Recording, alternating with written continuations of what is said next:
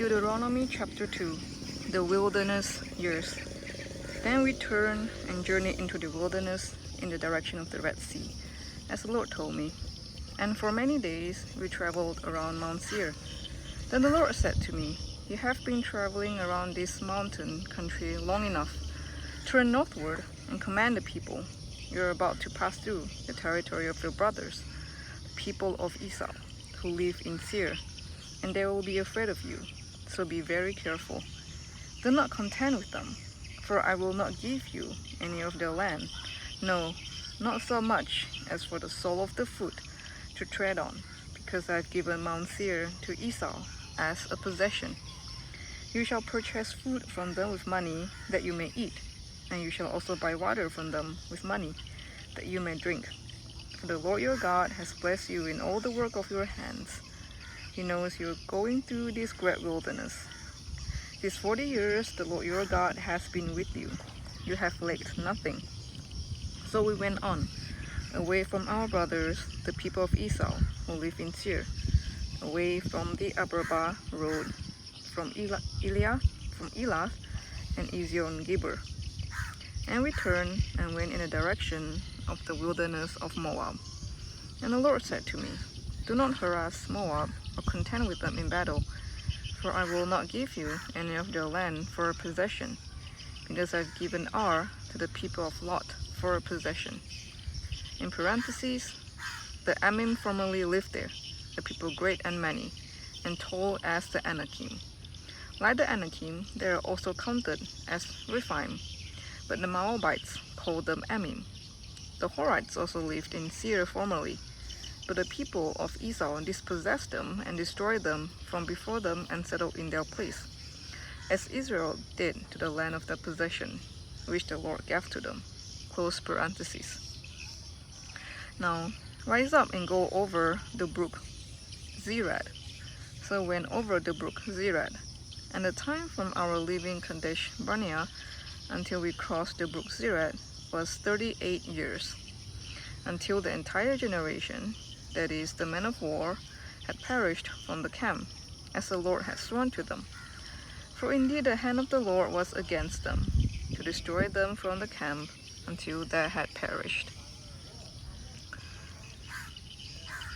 So as soon as the men of war had perished and were dead from among the people, the Lord said to me, "Today you are to cross the border of Moab at Ar, and when you approach the territory of the people of Ammon, do not harass them or contend with them, for I will not give you any of the land of the people of Ammon as a possession, because I have given it to the sons of Lot for a possession." Open parentheses.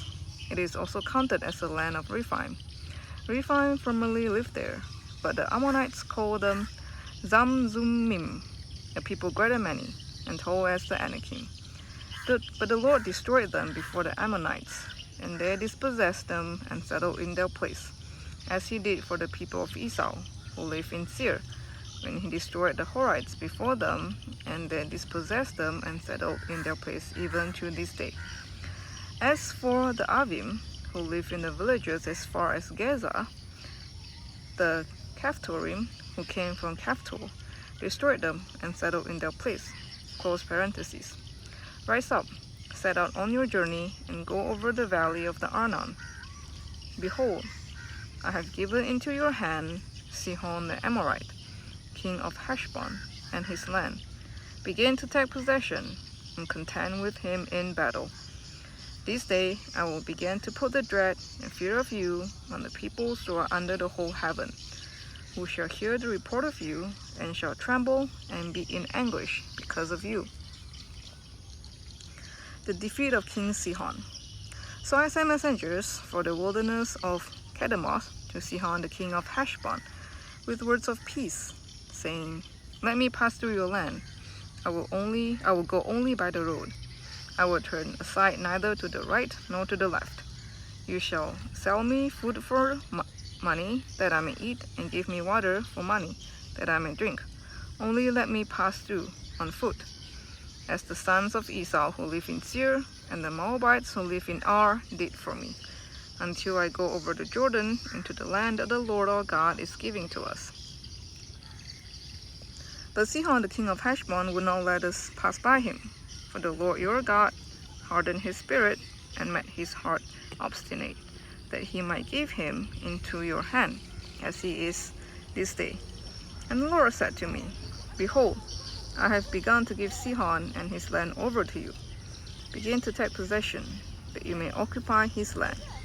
Then Sihon came out against us, he and all his people, to battle at Jahaz. And the Lord our God gave him over to us, and we defeated him and his sons and all his people.